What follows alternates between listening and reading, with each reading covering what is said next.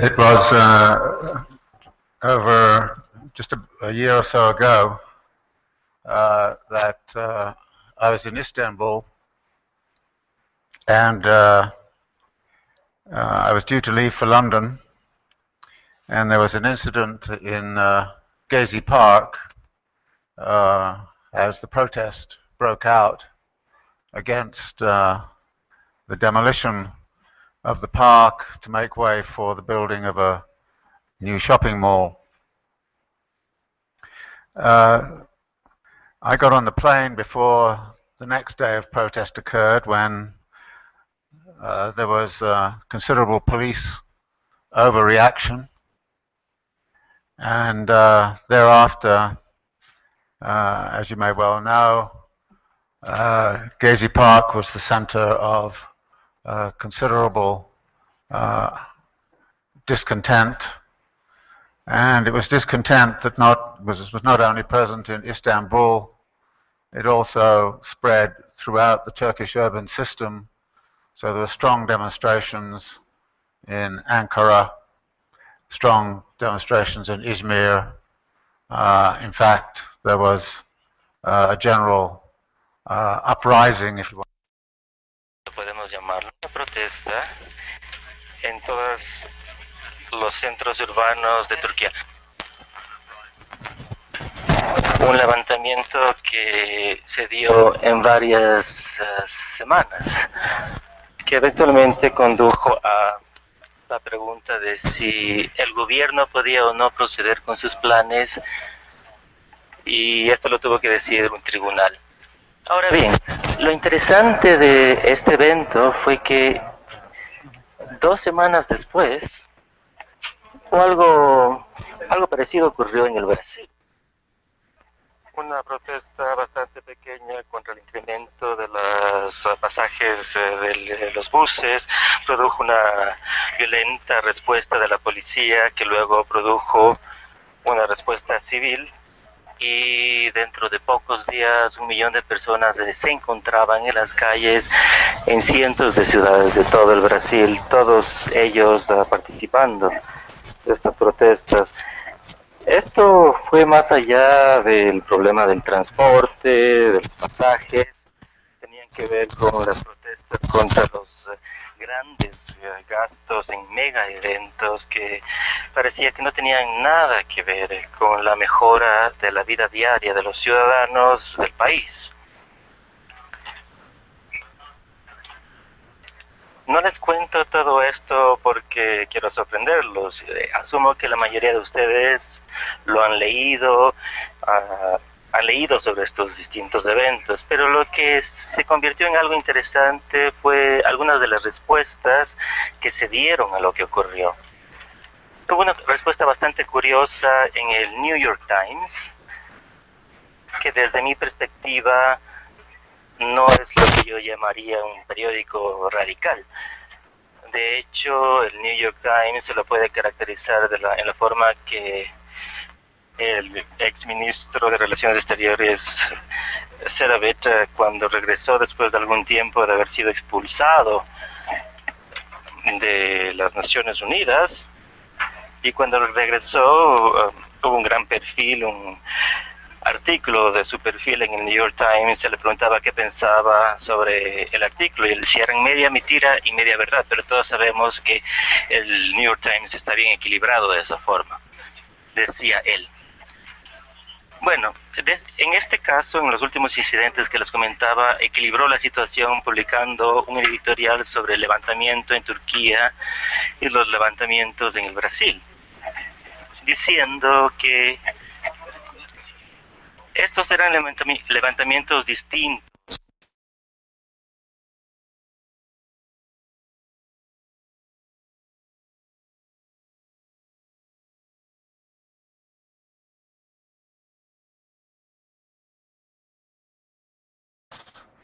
Certainly all of the people that I was visiting in Turkey were in Gezi Park shortly afterwards, and there were people in the academic, cultural, producing communities.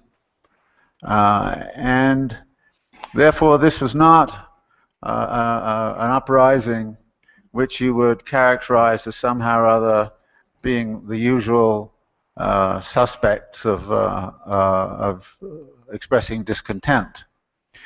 And in the article that the New York Times published, it suggested that actually there was a broadening basis for discontent, and much of that broadening basis for discontent was focused on the qualities of daily life, and that the qualities of daily life were obviously in some way defective and required some remedial action on the part of people who could not be considered deprived in the ordinary sense. They were not, in other words, the impoverished populations. They were, the protests were far broader than that. Now this, of course, comes back to a big question which has dominated much of my academic life, which is what's the relationship between urban events and urban protests and urban social movements and class politics. Because while on the one hand, this was not the classic working class that was revolting in either Turkey or Brazil, it was something else. It was another different configuration. And therefore it didn't fit with the usual kinds of ideas about the working class as the vanguard that is going to actually transform capitalism into socialism. And the demands of this group were not about conditions in the factory or conditions of wages. It was about something else. And the article in the New York Times used, I think, a very interesting language. It suggested that there was a new alienation at work in the world. And this concurred very much with what I had then just around that time been writing, which was finishing up the book on 17 contradictions. And the last contradiction that I look at is precisely the whole kind of question of universal alienation. And the imagery that comes up, I think, is of a collision course between the kind of city that capital constructs and the kind of city that capital must construct in order to keep accumulation going, because increasingly urbanization is one of the major means for sustaining capital accumulation, but urbanization of a certain sort, that is, a certain sort that absorbs a lot of capital, which can somehow or other be turned into something that is highly profitable, even if it's for a very short time.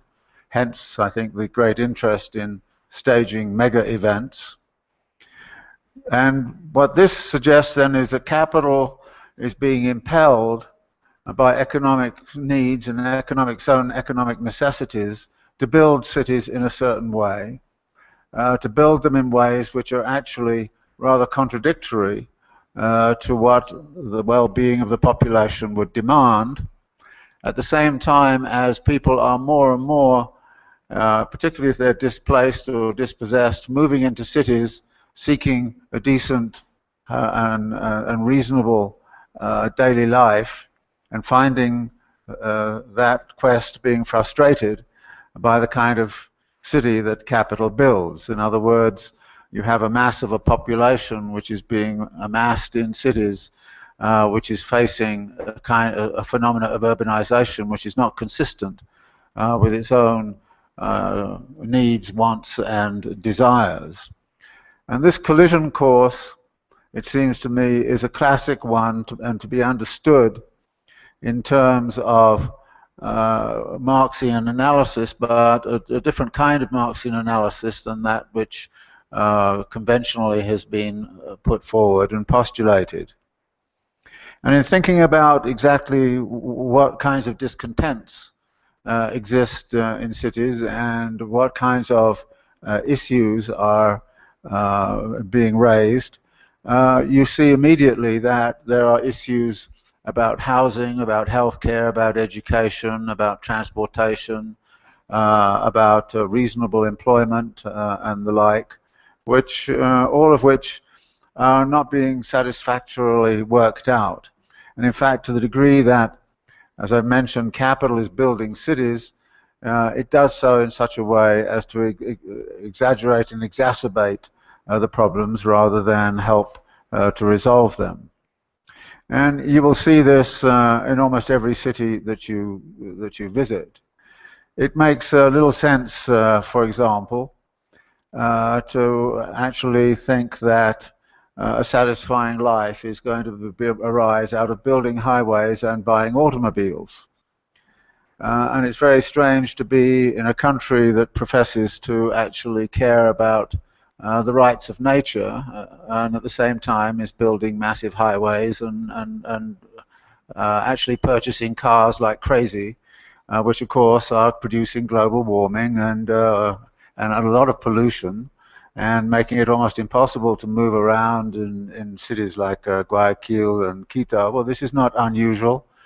I've just spent some time in Bolivia, and exactly the same things are going on in La Paz and El Alto, and you look at it and you say, this is a really phenomenal kind of contradictory situation in which the kind of, like I said, the kind of city that capital must construct in order to keep the automobile industry profitable, and in order to keep the construction industry fully employed, and in order to keep capital fully employed, that all of that requirement is rubbing up against what is happening to the qualities of daily life. And I think that it is to some credit of some of the columnists in the New York Times that at least they saw there was something of this sort was on the horizon, and that therefore some attention must be paid to what was actually going wrong in terms of how the qualities of daily life were being constructed. This general observation, of course, then connects to a theoretical sort of question, which is, well, if Marx is writing Capital in such a way as to emphasize certain kind of character of class relations, and therefore to suggest that political processes are going to focus on those class relations, particularly those which are involved in industrial employment, then in what ways does it make any sense to stick with the Marxist formulations if indeed the kind of politics which are coming out of the politics of everyday life are rather different from those which it is thought were significant in Marx's analysis? Now, on this point, I have to say that my own interpretation of Marx is somewhat different from the average and the norm. And I think one of the things I was trying to do in the 17 Contradictions book, which has just come out now in Spanish, one of the things I was trying to do was to point out the radically different contradictions which exist within a capitalist society, and to suggest that any one of those contradictions can be a locus of crisis formation, and any one of those contradictions contains within itself a certain political set of imperatives which would suggest that actually by thinking through these contradictions we end up with a different kind of political imaginary than those which are characteristic of Marxist thinking. And this in turn gets back to some of the theoretical conundrums that at various points I had been looking at in terms of the history of my own grappling with Marx's analysis, in terms of, well, what does this analysis mean? How does this work? In what ways does this part of his analysis fit with another part of his analysis? For example, the 3 volumes of Capital have a certain architecture. And if you don't appreciate the architecture, then it's very difficult to appreciate the very specific arguments which Marx makes at each point within the 3 volumes. He makes actually very different arguments in different parts of the different volumes. And at first sight, it seems that Marx is being self-contradictory. But actually what he's trying to do is to unravel what some of the major contradictions happen to be. For example, Volume 1 is really all about production. And Marx actually takes questions of realization, that is, of selling the commodity at its value in the market, as fixed and not relevant to the analysis. Furthermore, he takes in Volume 1, he works in Volume 1 as if the facts of distribution do not matter, so that it doesn't matter whether there is interest, it doesn't matter if there's rent, it doesn't matter if there's profit on merchants' capital. The capitalist class is just considered as one entity, and everything is wrapped around the relationship between capital and labor, as if capital is homogeneous rather than divided into groups like landlords, bankers, merchants, and of course the taxman, which Marx doesn't care to talk about that much. So Volume 1 then excludes a lot of things, and it works with certain assumptions. And towards the end of Volume 1, we receive a sort of a statement that kind of says, if the world is constructed in this way, then the rich will get richer and the poor will get poorer. Wealth will accumulate at one pole, and impoverishment and all the rest of it will accumulate at the other pole, and that is on the part of those who create the wealth, the working class. Now, what Marx is doing here is simply actually challenging Adam Smith's view that a perfectly functioning market society will actually create a result which is of benefit to all. What Marx does is to say, all right, I accept the assumption of a perfectly functioning market society, and what I show you is that the people who benefit are the capitalists, and the people who get shafted, the people who get destroyed, are the workers. Well, that's the argument of Volume 1. In Volume 2, we get something completely different. That is, Marx actually says, well, let there be a society in which there is no technological change. Now, technological change is foundational to what happens in Volume 1, but he lays that aside and he says, let's imagine a society which is technologically constant. And then we ask the question, how does capital circulate in such a way that the value is actually realized in consumption? And what are the barriers to doing that?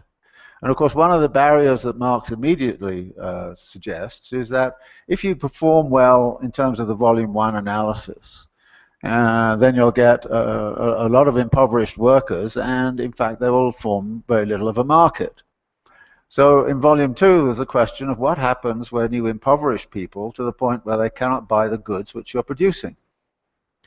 So in Volume 2, Marx then kind of says, well, actually what you have to start to do is you have to start to raise wages in order to create the market which will absorb the goods that are being produced. In other words, in conventional sort of economics language these days, Volume 1 is a supply-side analysis of how capitalism works. Volume 2 is a demand-side analysis of how capitalism works. And it becomes clear from Marx's analysis that if you satisfy the requirements of doing well in Volume 2, you really make a mess of Volume 1. If you really satisfy the requirements needed to make Volume 1 work, then you mess up in Volume 2. Now, in order to understand that, you have to read both Volume 1 and Volume 2 of Capital and see them as part of an architectural argument. The trouble is, nobody reads Volume 2 of Capital. They only read Volume 1, so they only get half of the argument, and they therefore get Marx completely wrong. This carries over, incidentally, to something else, which is very, very significant, which is that when you start to look at the circulation process in Volume 2 of Capital, what you see is that actually capital moves and has to keep moving through these different moments. At one point it takes the money form, then it's the production form, then it's a commodity form, and then it comes back to the money form again, and so on. And what you suddenly realize from all of this, that there's a clear distinction between where value is produced and where it is realized. That actually the value, as far as Marx is concerned, is always produced in production, but it's not necessarily realized in production. that in fact it can be realized somewhere else in this circulation process. It can be realized anywhere. In other words, the direct producers can actually produce all of the value but receive very little of the surplus value because that is stolen by the merchants or stolen by the banks or stolen by the landlords or stolen by the tax people or whatever.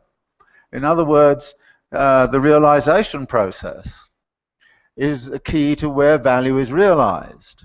And when you look at the circulation process and ask, well, where is this realization taking place? Of course, a lot of it is taking place in urban life. So actually, urban life and the struggles over urban life are struggles over realization. But as Marx says, if you can't realize value, it is no value. Therefore, the production of value is contingent upon there being a field in which the realization can take place. If that realization is not able to take place in anywhere, then there's no value and there's a crisis. The production is worth nothing. Now, this is a kind of a, but this even carries over to actually the relationships with the working class. When you kind of say, all right, well, the workers go into the production process and they create value and they actually create the surplus value, which is what you say. But if it's not realized there, then well, let's look at some possibilities. For instance, if the working class is very active in the labor process and pushes very, very hard on its wages and its work conditions, it can improve life no end for itself by actually making gains at the point of production. So it ends up with more money in its pocket. Where does the money go? What happens when the working class person comes home and says, well, I've got to pay the rent, and let's suppose the rent doubles. Let's suppose the telephone charges go up. Let's suppose the credit card charges go up. In other words, capital as a whole can recoup from the worker. Any rise in wages can be recouped by extractions which are going on in the living space. And if you look very carefully at the sort of history of this, then it turns out that this is, of course, one of the ways in which capital has survived very well, which leads to a sort of situation where both the geographical production and its geographical realization and also the sectoral production and realization are two different, quite different things. For example, most of the factories in China, which are working under subcontracting arrangements with large corporations, say in the United States, most of the producers in China are working with extremely low profit margins, extremely low. Why? Because the merchant capitalists like Walmart and so on, the merchant capitalists are actually pressuring them and saying, well, you know, we want your product at, you know, almost cost price. So that value which is produced in China is realized by Walmart in the United States. So it's not only where is production, you know, geographically where is it, you know, not only sectoral, but it's also a geographical shift. Now this is, to me, therefore, part of what class struggle. So to struggle against excessive taxes, to struggle against excessive markups by Walmart and that, to struggle against excessive interest rates and credit card fees and all that kind of thing, is very much a part of class struggle. It's actually built into the whole circulation process of capital. So instead of saying we only fight class struggle at the point of production, we have to say we have to fight class struggle at wherever the points of exploitation exist and what are the nature of those points of exploitation.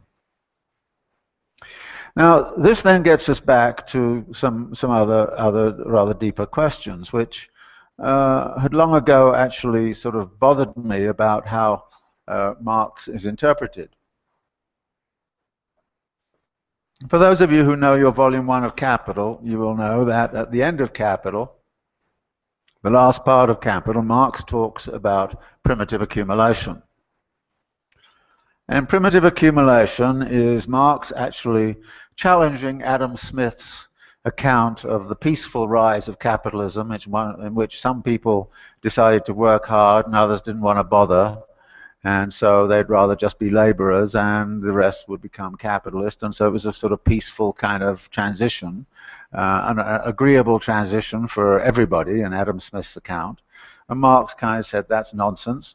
If we look carefully, what we see is that actually capital came, as he said, sort of in the annals of blood and fire. It was a violent kind of process of expropriation. And that therefore the process of original accumulation and violent accumulation, and primitive accumulation as he called it, was a violent process of dispossession, in which people were dispossessed of their land, common property was enclosed, people lost their assets, lost their resources, and were essentially forced into becoming the equivalent of slave wage laborers, because that was the only way in which they could stay alive. So Marx produced this account of primitive accumulation, but the whole structure of capital is such as to make it seem as if that was what happened once upon a time. It happened way back then in the 17th and 18th centuries, and after that, everything was sort of all okay. Capital was established and the capital-labor relation was there, and there was accumulation going on, and workers were being paid a fair wage by capital's definition of what a fair wage was. So it was, if you like, a temporality that once upon a time there was primitive accumulation and it was very violent. Capital got through all of that and then ended up with the kind of reasonable capitalism that could accumulate without violent operations. Now, this had always seemed to me to be a bit of a wrong, because wherever you looked, there were plenty of violent expropriations going on, and certainly in the language of imperialism, you would find a lot of violent colonial activities, violent extractions, extractive economies being constructed, raw materials being stolen from all over the place. It was not as if all of the things that Marx mentioned in his primitive accumulation had gone away, and that therefore there was a continuing kind of presence of what we call primitive accumulation throughout the history of capitalism. And this was particularly so since one of the mechanisms which Marx implied was crucial to the accumulation of capital in its primitive stages was the credit system and the credit structures and the use of interest-bearing capital to actually expropriate whole populations. And I was certainly aware that when we looked at what was going on in agriculture, we saw the credit system being used to dispossess family farms in the United States. We saw the credit system being used to dispossess peasant producers in India. So it was not as if the mechanisms that Marx mentioned in primitive accumulation had gone away, and it was not as if they were not still being used to expropriate large segments of the population. And this, of course, was something that was spotted, I think, early on by Rosa Luxemburg. And when I was going back over this some years ago, I was very struck by the passage from Rosa Luxemburg, which I thought I might read to you, because it's I think, very, very apposite for what we're talking about. And in her critique of Marx's theorizing of capital in Volume 2, she came up with the following kind of observation. That capital accumulation, she says, has a dual character. One concerns the commodity market and the place where surplus value is produced, that is, the factory, the mine, the agricultural estate. Regarded in this light, accumulation is a purely economic process, with its most important phase a transaction between the capitalist and the wage laborer. Here, in form at any rate, peace, property, and equality prevail. And the keen dialectics of scientific analysis, that is Marx's analysis, were required to reveal how the right of ownership changes in the course of accumulation into appropriation of other people's property, how commodity exchange turns into exploitation, and equality becomes class rule. The other aspect of the accumulation of capital concerns the relations between capitalism and the non-capitalist modes of production, which start making their appearance on the international stage. Its predominant methods are colonial policy, an international loan system, a policy of spheres of interest, and war. Force, fraud, oppression, looting are openly displayed without any attempt at concealment, and it requires an effort to discover within this tangle of political violence and contests of power the stern laws of the economic process. These two aspects of accumulation are, she says, organically linked, and the historical career of capitalism can only be appreciated by taking them together. I take this duality very, very seriously, and I think we all should. I don't like calling this other side of things primitive accumulation, so I've always been calling it accumulation by dispossession. A lot of my Marxist friends get angry if you change the language, and they kind of get really, really annoyed. And I had to say to them, look, if I go and talk to an Iowa farmer who's just lost his farm, and I say this is an example of primitive accumulation, he'll say, what the fuck are you talking about? If you say this is accumulation by dispossession, he'll understand you very clearly exactly what you mean. So if we're not prepared as Marxists to change our language into simple language which people understand, then it seems to me we are in very bad shape. So accumulation by dispossession and the normal processes of accumulation through the exploitation of living labor in production go hand in hand. And much of the accumulation by dispossession is taking place, of course, in that other part of the circuit of capital, which is where interest-bearing capital operates, where rent operates and the landlord operates, where the taxman operates, and so on. And therefore, a lot of this accumulation by dispossession is a crucial aspect of what urban life is about. And it occurred to me very strongly that when the New York Times started talking about a new alienation which was being experienced by urban populations, a lot of it had to do with the sense of dispossession, the loss of something, the loss of a decent possibility of a decent life and a decent living environment. The perpetual harassment you have to go through as you deal with telephone companies and credit card companies and God knows what. Furthermore, when you talk about this sort of thing and you're not talking to a working class audience, they know perfectly well what they mean. When I'm talking to students and I say, oh, well, you know, the problems with the landlord are part of class struggle. They all have problems with landlords. And yeah, and your credit card company, yeah, we have trouble with credit card companies. Yeah, the telephone company, yeah, we have problems with telephone companies. And I said, well, it's all class struggle. They say, right, we're into class struggle then. And I think that this is actually a crucial kind of question. And this became absolutely, I think, clear in what happened in the property markets in 2007, 2008. When the property market crashed in the United States, over a 5-year period, something like 13 million foreclosure procedures were set in motion. 13 million. Now that's 13 million claims which is going to take away your property. Right? Around 7 million of those claims were actually acted upon, so about 7 million people actually lost their houses. Now the interesting thing about this is when you start to say, well, what does this actually mean? It means that the net worth of large segments of the US population diminished significantly. It diminished, however, differentially across different groups. The net worth of white populations diminished by something like 28%. And don't hold me to these figures because I'm quoting them from memory. The net worth of African American populations diminished by more than 60%. The net worth of Hispanic immigrant populations diminished by 60%. In other words, their asset values lost 60%. They lost 60% of their asset values. This is a huge, huge dispossession. And actually, when all these figures came to a Florida judge, the judge who was quite conservative, but believed in property rights, kind of said this is the biggest transfer of property rights in the United States that there has ever been. It's a massive transfer. But it's a transfer from whom to whom? Well, that is very difficult to track.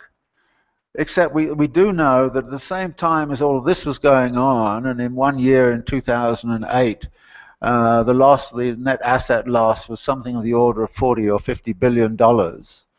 In that same year, Wall Street paid itself bonuses of 40 to 50 billion dollars. So this is a situation where if suddenly people have lost 40 or 50 billion dollars over here, and somebody over there is paying them 40 or 50 billion dollars for blowing up the world's financial system, it seems to me that there is a vast expropriation going on. This is accumulation by dispossession in a dramatic, very dramatic way. And the vehicle for it was, of course, the credit system. The credit system is supposed to be something that helps people, but of course it was manipulated and organized and structured in such a way from about the year 2000 onwards in the United States to become a massive movement of dispossession. There was another group in the population that was unfairly dispossessed, and that was single-headed households. A large majority of, if you cut things the other way, a large majority of the early dispossessions were single-headed households, which means women. So what we have is a kind of a huge reassignment of values, which is going on inside of the US economy. And this is, if you like, exactly what Rosa Luxemburg is talking about, except that Rosa Luxemburg talks about it as dispossessing somebody who is outside of capital. That is, you go and dispossess a country like China, which is then not part of the capitalist system. You dispossess them of their gold and their assets and their silver and all the rest of it. You do it by imperialist violence and colonial practices. So to her it was outside. But what is so interesting about this example of the housing case is that it was, of course, internal to the system. That actually what you see is capital is cannibalizing the asset values of a large segment of the population. And when you start to look around and start to say, well, how much of this is going on around the world? Well, there are still the traditional forms of colonial extractivism going on throughout much of Africa.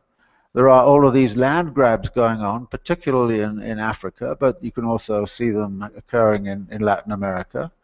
There are all of these dispossessions going on in urban areas in which public spaces are being taken over and turned to private purposes, where people are losing the capacity to actually operate in public space in public ways. We have a lot of public space in New York, but the public, by and large, is not allowed to use it in the way it wants to use it. In fact, one of the kind of things about Occupy was an attempt to turn public space, which should be available to everybody, into a political commons, which is a possibility of therefore opening up a kind of a political space where something different can go on. We have public space, which is no longer a commons and no longer a common space. So if you look at and ask the question, why all this discontented urban life? And if you go back and you start to look and say, well, what was the Occupy movement protesting about? A lot of it, again, had a lot to do with the qualities of daily life in urban settings. The inability to freely express oneself in a highly controlled environment of the sort that was being constructed, for example, in New York City. What we see also before that were various urban uprisings which occurred from sort of the late 1990s with things like the anti-globalization movement beginning to sort of demonstrate in Seattle and then Montreal and Genoa and the like. So in effect, if you look back over the last 15 years, you would see lots and lots of protest movements erupting all over the place. Sometimes they're over the questions of democracy, sometimes they're over political representation, sometimes they're over specific issues, such as the urban politics going on in Turkey, or the mega events which are dominating Brazilian expenditures and urbanization processes. So again and again and again, what you see are massive discontents breaking out in urban areas. And my argument is that these are foundational and can be integrated into the understanding of the circulation of capital, provided we have a proper understanding of what kind of circulation of process of capital Marx was really talking about across the whole 3 volumes of Capital. And in particular, of course, we start to look at the way in which extractions from of wealth from urban processes are taking place. And there are 2 major sources of those extractions. There are the normal ones about, you know, high property prices and high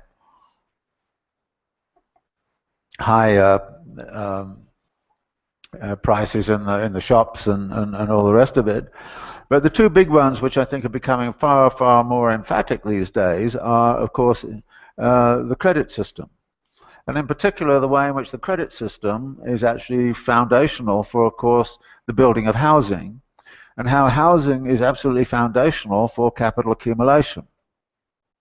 Most people, I think, would accept that one country that has helped actually stabilize the global capitalist system over the last 4 or 5 years has been China. And 25% of the growth of China's GDP has actually been through building houses. Now, this is an old trick. In fact, the United States has always got out of depressions by building houses and filling them with things. I mean, that was its big strategy after World War II. It was a big strategy in the early 1980s. So actually, the housing market becomes absolutely crucial for the stabilization of capital. And the housing market can only function if, of course, there's an effective demand for housing. And there's only an effective demand for housing if there's an adequate credit system. And so, therefore, the credit system becomes foundational for how people get access to the use value of housing. And the credit system is available for all sorts of manipulative purposes, which we know.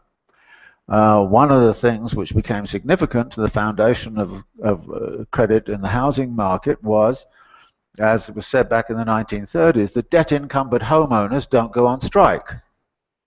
So that having a whole debt-encumbered mass of population meant that this was likely to quell the possibility of political protest. Now, of course, in the United States, we've commodified higher education. So we now have a student body that is indebted to the tune of some $1 trillion, and the students are not being very radical these days either, because they're also heavily indebted. And then actually there's a very interesting thing about indebtedness. Indebtedness means that actually the future is foreclosed. Your future is gone. You've already done it. You've already had it. And that is the point about it. It means that you cannot imagine any alternative future. And actually, the inability for a lot of the common population to actually imagine any alternative future has a lot to do with its levels of indebtedness, which is not simply about housing. It's also about cars and credit cards and all the rest of it. So indebtedness has, in fact, a very, very significant role to play in how all of this is working. And of course, indebtedness in urban situations is creating its own particular kinds of difficulty and danger. So what I want to say then is this, that we have to find some way to put together how this crash, which as I see it is a popular movement that kind of says the qualities of urban life should be like this, and a capital accumulation process that's saying in order to keep capital going, we have to have an urbanization process that looks like that. And these 2 are on a collision course, and what we're seeing in these eruptions, which occur from Gezi Park to Brazil to London to 2 years back, even to places like Stockholm and so on, these eruptions and social movements are actually, I think, a sign of that coming clash. And that clash is therefore something that we should be very aware of and start to think about its contradictory character. And then actually be concerned to kind of think about alternative urbanization, which is not that which capital dictates, but which in some respects deals with the aspirations and desires of different groups in the population for different kinds of urban processes. this is the sort of area which I think is very intriguing to do research on, and I hope that our research group, Senadet, will be able to deal with it, and I would hope that in my time here in Ecuador I'll have plenty of chance to interact with you and talk further about this and have a collective effort, if you like, to try to better understand these urban contradictions and how they are actually becoming a very center not only of political activism and political protest, but a center of actually a critical center for the actual determination of the future of the kind of lives that we'll be able to live. So with that thought, I'll leave you, and we can have a brief discussion, I guess. So thank you very much.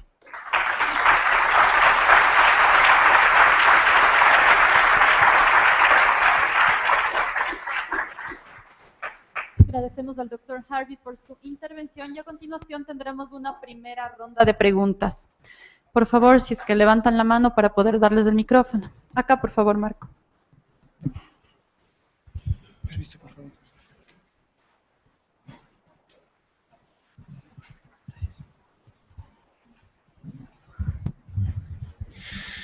Hello, I'm here. I'm William Satcher. I'm a PhD student here at Flaxo.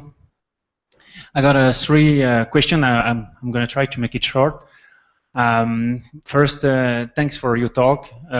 Very clear, very concise, and very understandable, as always. First, about primitive accumulation slash accumulation by dispossession.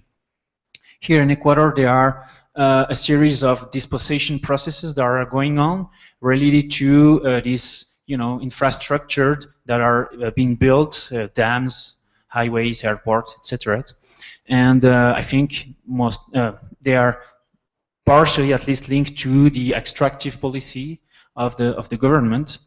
My first question is: would you say that these processes, or would you say that accumulation by dispossession or primitive accumulation is relevant to analyze these processes, even though we can no longer consider that we are in a neoliberal regime here in Ecuador? Second, I would like to have your opinion on the fact that maybe primitive accumulation or accumulation by dispossession can be a positive thing, and I would like you to talk about a little what Marx would have said about it, based on your immense knowledge of his work. And third, I would like you to talk a little about the epistemologic dimension of Marx's work, and you mentioned the different hypotheses Marx is doing in the different volumes of Capital, and in my impression is a sort of doing a very positive reasoning, shutting down some characteristics of capitalism in some parts and opening others in other parts, and driving conclusions about it. So I mean, like, no positive thinker should be against this kind of way of thinking. And I know Marx's thinking is much more complicated than that, but I mean, this is a very striking thing. And I would like you to elaborate a little on this. Thank you. Arriba, por favor. Good afternoon, Professor. My name is Javier. I'm a student of Urban Studies here at Flaxo. I have two questions. First of all, what about all the social movements? What about if they already conquer some legal framework? What's the next step? What if they already achieved what they have been fighting for? And the second question is, we have been doing criticisms to the capitalism based on socialism theories.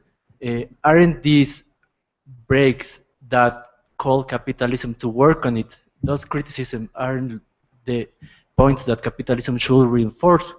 Thank you.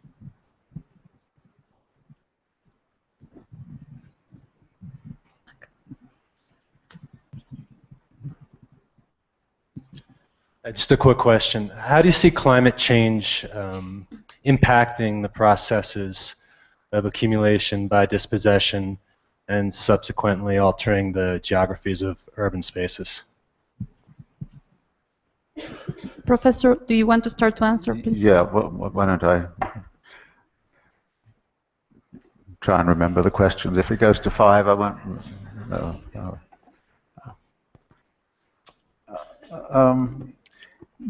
Yeah, I would distinguish somewhat between accumulation by dispossession and dispossession. I'm all in favor of dispossessing the bourgeoisie and the capitalist class. I'm totally happy with that. There's a difference, however, between talking about struggles over dispossession and those forms of dispossession which are pressured, if you like, through the accumulation process. And if you look at the dispossessions that occur through gentrification, for example, this is something that is driven by a certain quest for accumulation in property markets. And therefore I tend to sort of view that form of dispossession very negatively. Accumulation by dispossession, I think this is very clear from Luxemburg's analysis and from my own analysis and anything else, is not confined to neoliberalization. In fact, it was very much a part of what the Keynesian order was about, but because a lot of dispossessions which were occurring in those times. But I think that the balance of forces has shifted during the neoliberal period, so that dispossession has become far more important. When the Florida judge remarked of what had been going on in US property markets, that this is something that's never been seen before, I think he's correct. The volume of it, the size of it, the hugeness of it suggests that actually capital accumulation by means of expanded reproduction, by exploitation of labor in production, that was in deep trouble. Therefore, capital was switching more and more of its attention to actually defrauding, devaluing, restructuring, and actually mobilizing the art of accumulation by dispossession. I would argue that almost all IMF restructuring programs, which were visited upon much of the world after the 1980s, were in fact programs which were fiercely about accumulation by dispossession. In 1982, when Mexico got disciplined by the IMF and the US Treasury, it was followed by a 25% decline in the living standards of the population of Mexico. This is a dispossession. There are other forms of dispossession that have been occurring. One thinks about what's happening to pension rights. I came down here on American Airlines, and one of the people there, American Airlines has just gone through bankruptcy proceedings, and what did bankruptcy proceedings mean? It shed all its obligations for healthcare insurance and pension rights. So somebody had worked for American Airlines for 10, 15 years, suddenly found themselves with no pension rights. This is a dispossession. And American Airlines files for bankruptcy, keeps on flying, and then the judge says, "Yeah, I'll get rid of all those things, get rid of all of that," and so this is dispossession. So that the volume of dispossession that's going on in the world, I think, in the neoliberal period has escalated, and of course that does carry over to much of what's been going on in terms of extractions. Dispossession of people of their access to resources, the dispossession of water rights, the dispossession of land rights. These are going on all over the place. So in fact, we live very much in an economy where dispossession is right in the forefront of what is going on, and therefore is also generating protests. Now, the protests that develop around dispossession tend to be about the specificity of the dispossession. For instance, say in Sao Paulo, it was rising bus fares. In Istanbul, it was the destruction of a park. Well, the tendency is to say, well, the issue is the park, or the issue is the bus fare, and that's that. But if you kind of say these are all actually part of a pattern of dispossession, and we're going to have a movement against accumulation by dispossession, then it seems to me that you could unify many of these different movements around. Now, Marx's method, yeah, I actually, in effect, Volume 1 and Volume 2 and Volume 3 construct different models of how capital works. And it's a classic modeling exercise, which I think would be understood very well by most social sciences, which is that you create a model of an economy under certain assumptions, and then you see how it works. The interesting thing about Marx, however, is that you don't see how it works as a mechanical system. You see how it works as an organic process. So Marx puts together what might be called some classic investigative inquiries, which are about modeling, but actually then models it in a sort of an organic dialectical process-based way. So that is the difference that Marx has, but understanding the architecture of his argument becomes very significant, and I think if you don't understand the assumptions on which he's working, you will get things wrong. So if somebody kind of says, well, Marx says that the rich are going to get richer and the poor are going to get poorer, you kind of say, well, that only occurs under certain assumptions. And actually, if those assumptions roughly hold, as they have done over the last 30 or 40 neoliberal period, then indeed you do get much greater levels of inequality. If, however, you turn to Volume 2 and you kind of say, so you're going to get into real serious problems of effective demand, so yeah, Marx's method is a mixture of what I wouldn't call it positivist, but is modeling under certain assumptions, but using the dialectic as a form of critical investigation and inquiry. And this came from the fact that Marx is writing a critique of classical political economy. Marx's raw material are the writings of the classical political economists. Marx didn't go out and do kind of anthropological work. He didn't go out and do sort of deep kind of work. He basically took all of the writings of the political economists from the 16th century onwards and said, all of them have been trying to understand what capitalism is. I'm going to write a critical analysis of how they've understood it, on the understanding that all of them had some sort of good faith attempt to understand how capitalism was working, and by a critical analysis come up with my own understanding of how capital works. But having said that, what this means is that Marx is bound to operate on classical political economic assumptions. So in Chapter 2 of Volume 1 of Capital, he basically says, I'm imagining we have perfectly functioning markets.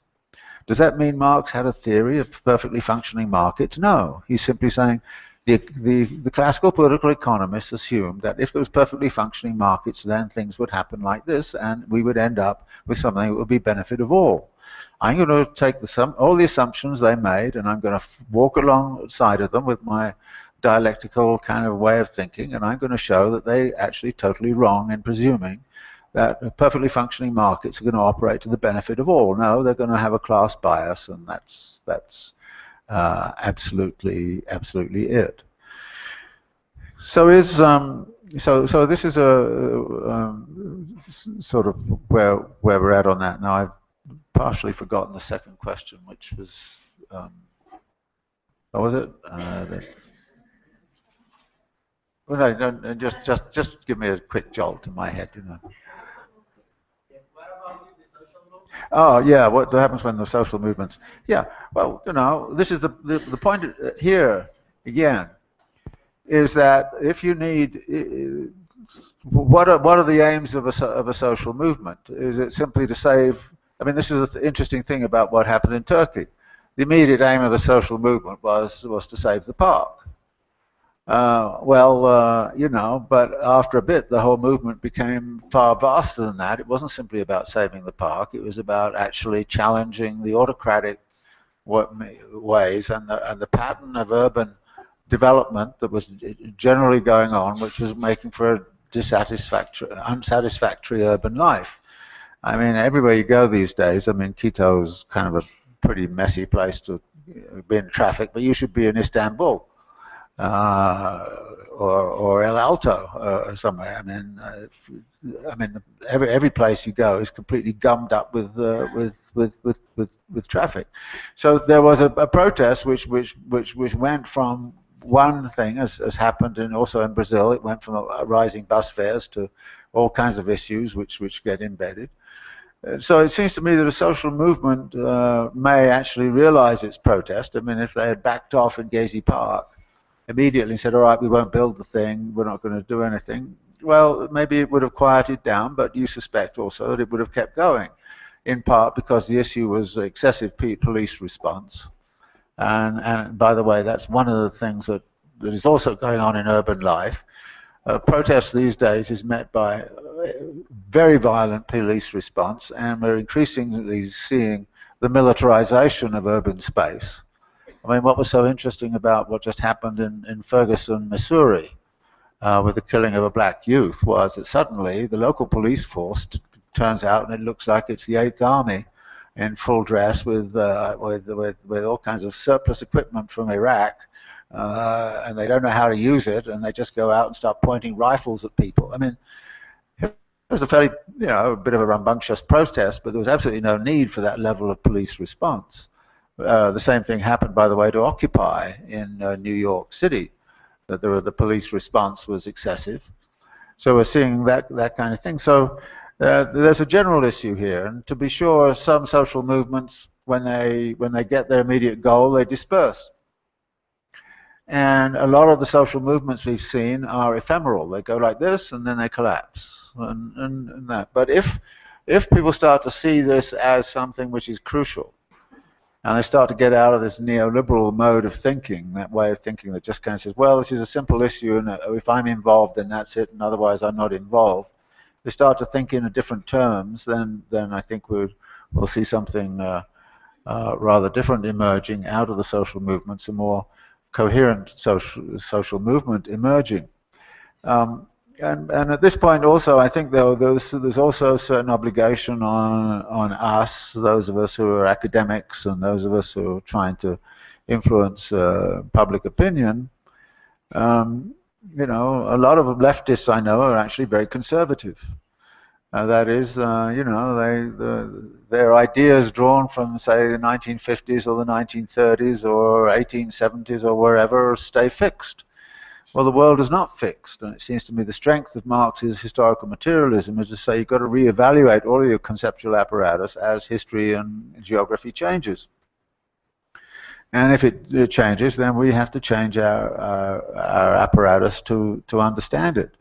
And I think that therefore being able to try to create a more general kind of understanding of what the dynamics are and what the nature of the problem is, which is why I like a term like accumulation by dispossession, or I like a term like right to the cities, because it generalizes a large number of struggles under a particular umbrella, saying they all actually have a very similar origin and a very similar source. So that is, I think, really significant. The climate change question, yeah, of course. I mean, you know, I mean, here I am in you know, in a country which has talked about the rights of nature in the Constitution, and I was in Bolivia last week, where, you know, she's taken the lead in actually talking about climate justice and climate change. But then when you look what's going on the streets and you start to see the fantastic number of cars which have just been bought and which are driving around, and how much oil is being consumed, and why you're subsidizing oil and you're subsidizing this kind of lifestyle and all this kind of thing, and you kind of say this is highly contradictory. And it's entirely unfair, by the way, to just turn to the government and say you're contradictory. It's populations who are contradictory.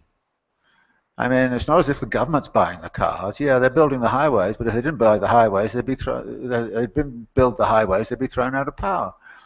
Because people want the highways and they want the vehicles, and at the same time, if you kind of say, don't you believe in the rights of nature? Yeah, of course. Then you kind of go, well, okay, this is a contradiction which has to be actually faced up to.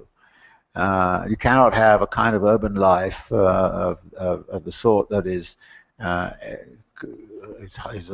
wasteful in terms of energy, and is wasteful in terms of land and water and all kinds of things. You just can't have that way of life and at the same time claim that you're really concerned about climate change, or you're really concerned about the rights of nature.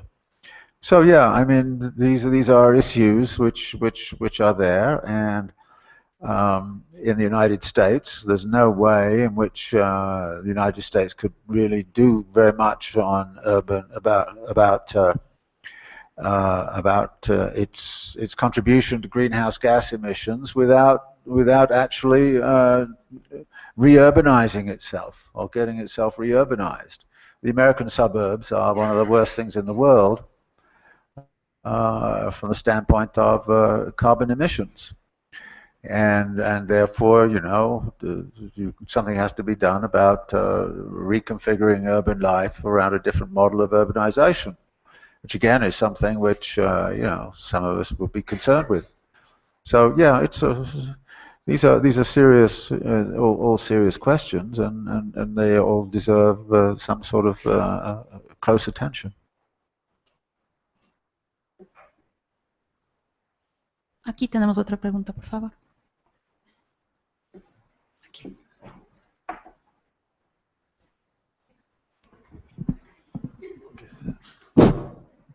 Thanks. Sometimes when I hear what you said, it looks to me that the capital recycling system that Marx couldn't see it, of course, not even thinking about it, create kinds of swamps in which social movements end because they satisfy what they're needing in that moment, and anyhow they don't have a clear rule or dirigent that can drive the movement. So I ask myself, and may I ask you, are perhaps Bentham and Locke back in our daily today solution of problems that each one of us look for? Acá, Oscarito.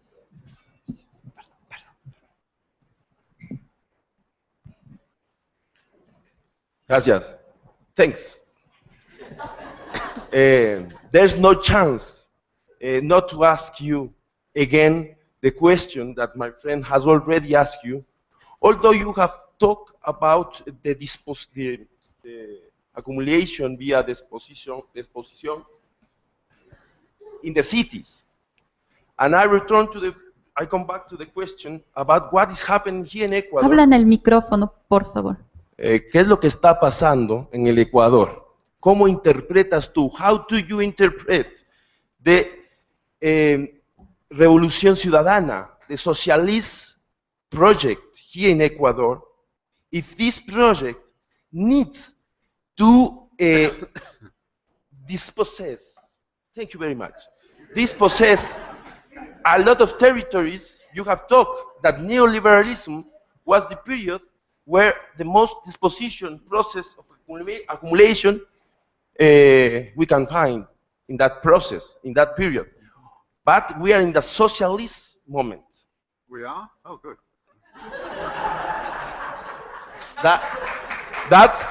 That's what I really like to understand better. if we need to be, in order to be socialist, we need to dispossess from territories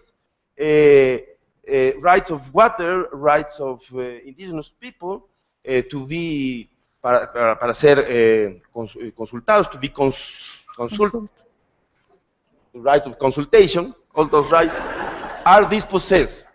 So I would really like to have a better answer, or an answer to the question better formulated by the PhD William Sacher. Gracias. Acá adelante, por favor, Oscar.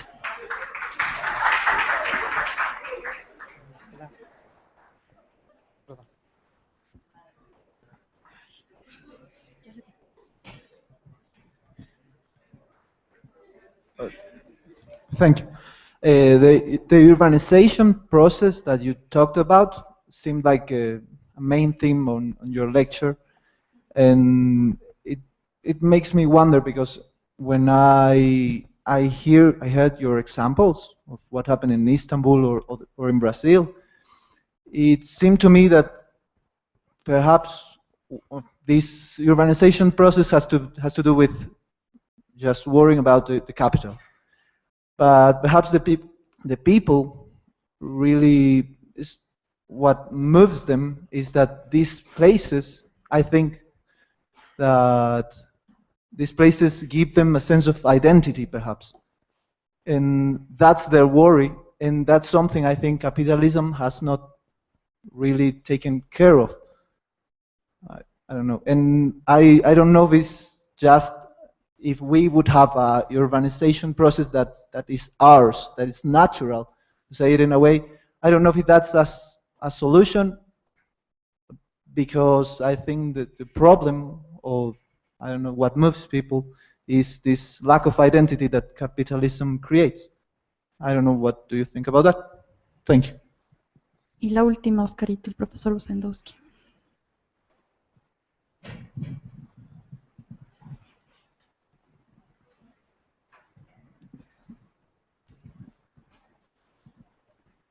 Hello, buenas noches. My name is Michael Usendowski, Department of Anthropology. Hello? History and Humanities. And I have worked with indigenous people for 20 years. And I'm wondering why in your talk you only focused on the urban context.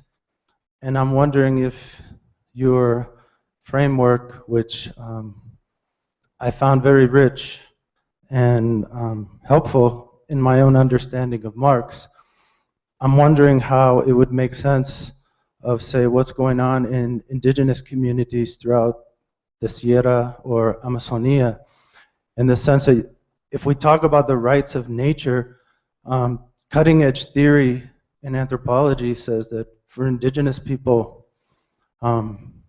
nature isn't just an objective other, it's an extension of the social universe.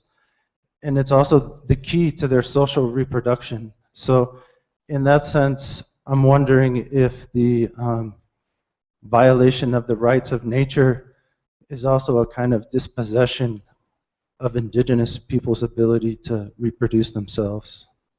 Or is there something within the Marxist framework that doesn't allow us to make sense of the rural area and what's going on with indigenous people? Thank you.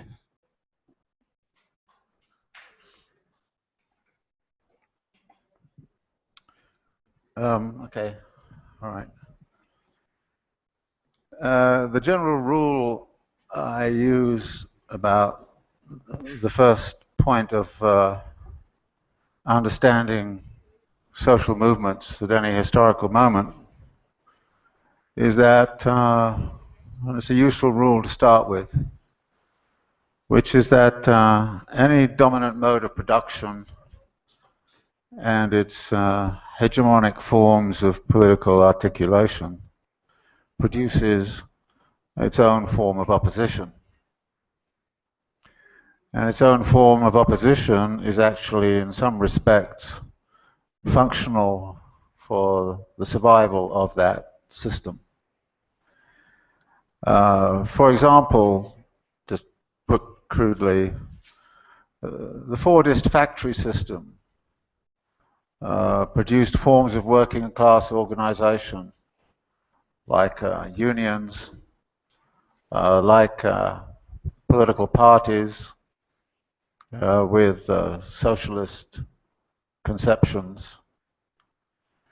And while on occasion all of those organizations actually challenged capital, for the most part, they played a very important role in the stabilization of capitalism rather than the overthrow of capitalism.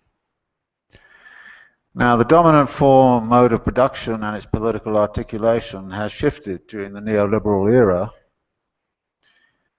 so that we no longer have, in many parts of the world, the global north anyway, this is not true in China or Mexico, say, but what we have is a diminution of those dominant forms of organization. For example, in the 1960s, the greatest employers of labor in the United States were General Motors, US Steel, Ford, and the biggest employers of labor in the United States right now are Walmart, McDonald's, and Kentucky Fried Chicken. That produces, if you like, a very different foundation for oppositional politics. And it's interesting that many of the techniques which have come to dominate corporate forms of organization and the dominant discourses of the right wing have actually been adopted by the left. I get into big trouble when I say this, but I'm going to say it just so I get into big trouble, which is when you ask the question, who says that government is not the solution, government is the problem, and that therefore we should have nothing to do with it. The left is very much into that, but who is the person who said it? Ronald Reagan. Okay. So all those people on the left, you're all Reaganites. Is that where you really want to be? Good. Well, there you go. There's your politics. That's exactly my point. That actually what you have is a dominant way of thinking on the left that doesn't want to deal with the state very much, views the state with hostility. It's autonomist, it's very often anarchist, it's against traditional leftist forms of organization like communist parties and all the rest of it. Well, there are very good reasons for all of that, but my point is that notice how much this is a mirror image of what capital these days is about. And that mirror image is captured by many organizations which are supposed to actually organize a lot of thinking on the left. For example, what is an NGO like? What does it look like? And what are its politics? And of course, the problem with NGOs is that they're very much against poverty, but they're not against the accumulation of wealth.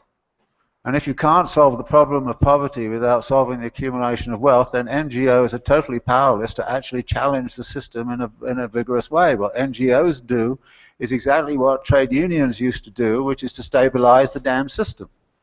Okay. So we ought to have a critique of left forms of organization along the lines of make sure we are not simply a mirror image of that which we oppose.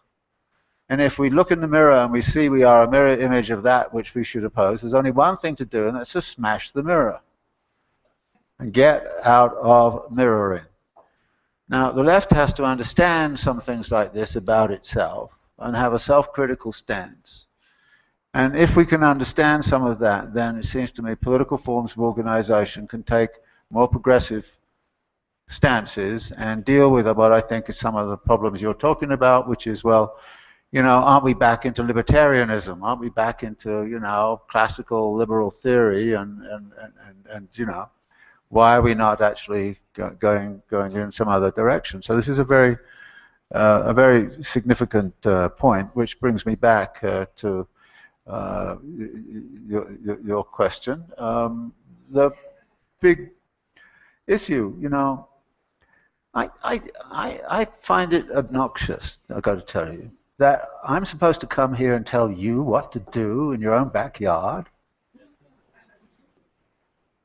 I mean, why are you asking me? I don't know Ecuador. I don't know what's going on very well. I can tell you some things, but I can't tell you that. And you come here and you look at me and say, if you can't answer this, then you're not worth listening to. Tell us what to think about Korea. Tell us what to do about this. What kind of imagination is that? What are you doing? And I think all the people who clapped him should go away and find out what it is they want to do about it and what you think about it. I mean, this is your turf. You know it better than I do. If I work with a local organization, one of the things I would never do is to tell that local organization what to do. They know more about their own situation and what to do than I do. It would be presumptuous of me to walk in and tell you what to think or what to do. I can answer certain questions, you know. I mean, with political organizations that I work with, I can say, look, if you want to know what you're doing is, and it's in relationship to, you know, what's going on elsewhere and in government or something like that, I can maybe help you out.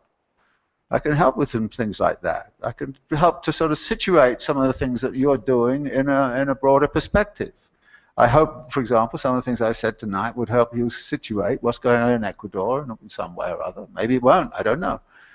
But I would hope so. But I would certainly not want to come here and tell you what to do. I mean, you're all intelligent people, I imagine, and you've got to work these questions out for yourself. It's your game. I mean, not mine. The indigenous question, look, Marx wrote a theory of capital. And capital is not everywhere established. He wrote some things about, you know, pre-capitalist formations, but frankly, I don't rate them very highly in terms of, you know, the understandings they have. I mean, he didn't have that much information. And so I'm working with a theory of capital. And I think there's a difference between a theory of capital and a theory of capitalism as a dominant way of life in a world which is constituted by all sorts of other different modes of production and configurations and the like. And again, I would never suppose that somehow or other a theory of capital can help me understand what is happening in an indigenous population that is really living on the fringes in different kinds of ways. It doesn't help at all. What I can tell you, however, and I think this is very important, is that there are certain mythological configurations, like what's the relationship between city and countryside? And this has been an ongoing thing. What's the difference between urban and rural? You know, what Lefebvre did is back in the 1970s, he saw something very, very important, which was that urbanization as a process is going global. And he talked about planetary urbanization. And this means that the distinction between a different mode of living and producing and everything that you might have said existed in many parts of the world in the 19th century is disappearing. Lefebvre saw this in France, that after 1945 there was still a peasant sector in France that was living a life according to certain rules and codes and so on that were very different from what was going on in cities. But by the time you get to the late 1960s, that distinction is disappearing. And actually the countryside is becoming an extension of the city, and the city is internalizing the countryside. And I don't know, I mean, in other words, the distinction between city and country they're all watching the same TV, they're all kind of caught up in the same kind of commodification, they're all caught up, and yeah, there's uneven geographical development, but then the uneven geographical development within a city like, say, Guayaquil, which is so outstanding. I mean, you've got these closed communities that look like one world, and then you're in another world of the informal settlement sort of zones. I mean, it's just as big as between some part of Guayaquil and what's going on somewhere, you know, out in what you would call the countryside. So I think the distinction in much of the world, not everywhere, but in much of the world, between, if you like, what's going on, and urbanization is becoming more and more dominant. You know, I mean, 50% or more of the world now living in what's formerly defined as cities, and most people who are not living in cities are living in peri-urban areas, which are actually very much affected by the nature of urban dynamics.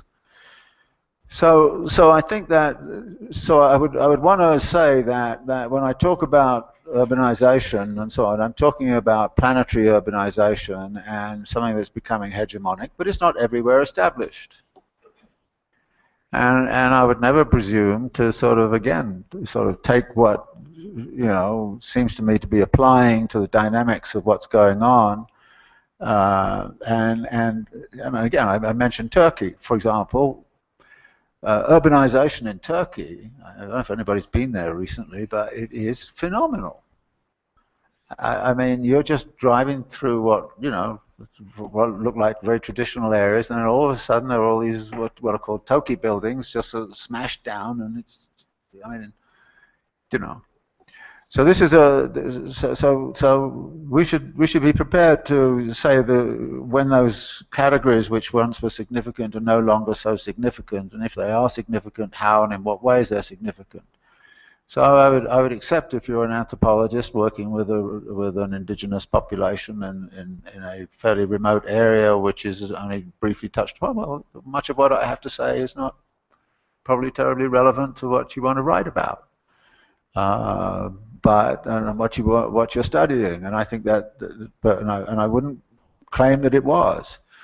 But you know, there's an old joke about you know, somebody driving towards Los Angeles, and they're in the middle of the desert, and they stop at the gas station and say, "Can you tell me the way to Los Angeles?" And the guy just says, "Well, sit down a little bit, and then Los Angeles will come to you."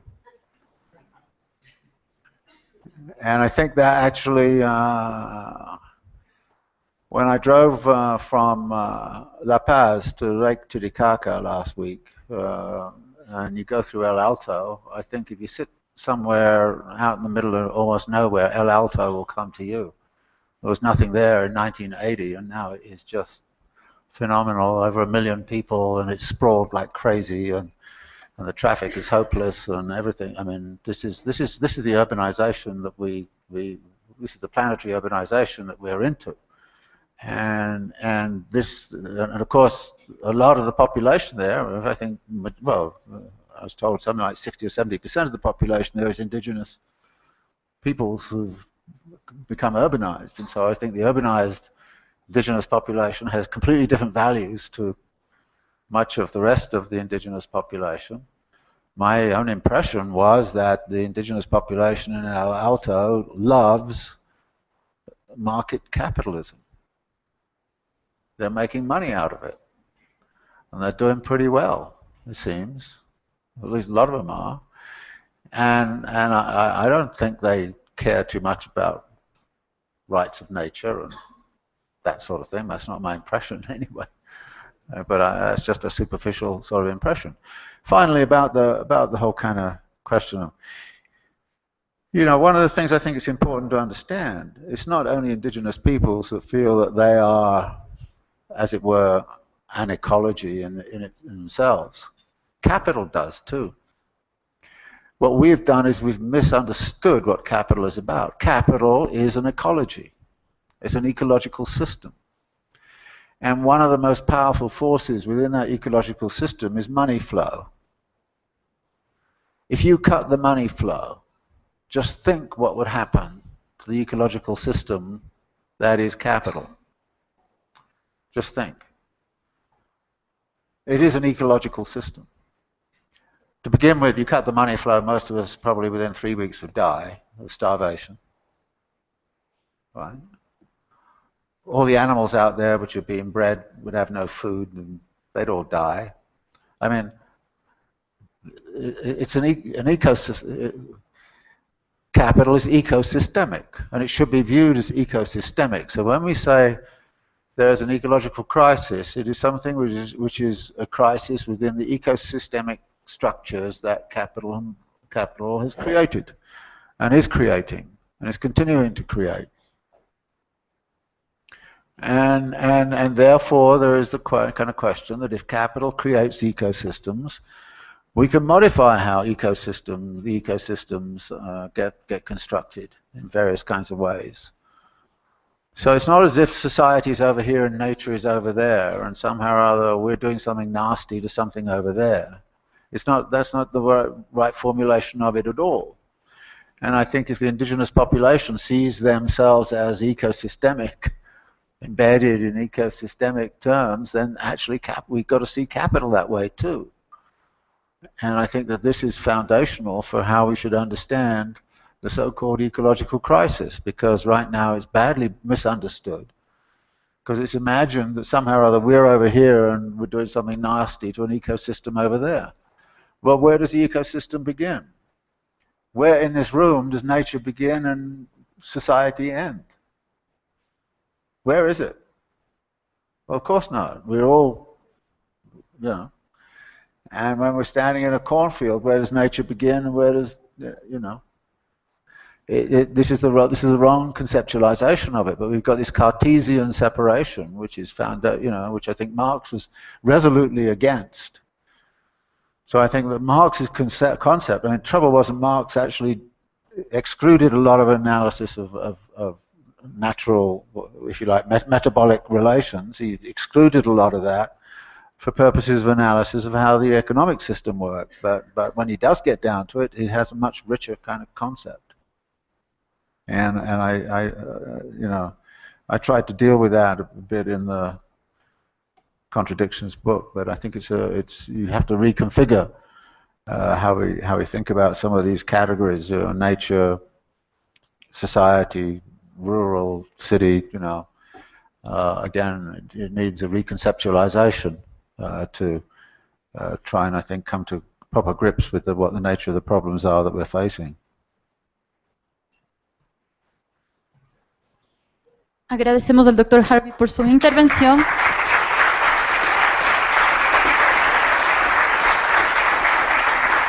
Y a continuación, el Dr. Augusto Barrera dirigirá las palabras de cierre del evento. Bueno, simplemente agradecer la presencia de ustedes, ha sido un debate tremendamente rico, y agradecer el compromiso con este planteamiento que ha hecho el profesor Harvey y con el compromiso con este país. Tendremos la esperanza de seguir contando con su presencia. Gracias a todos y a todas. Hasta luego.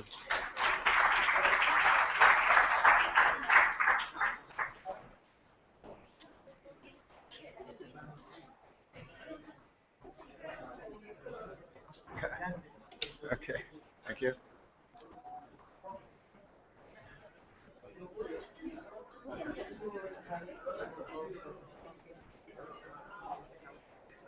Yeah, okay. Have a wine. All right. There's a wine out. Okay. Have a wine with them.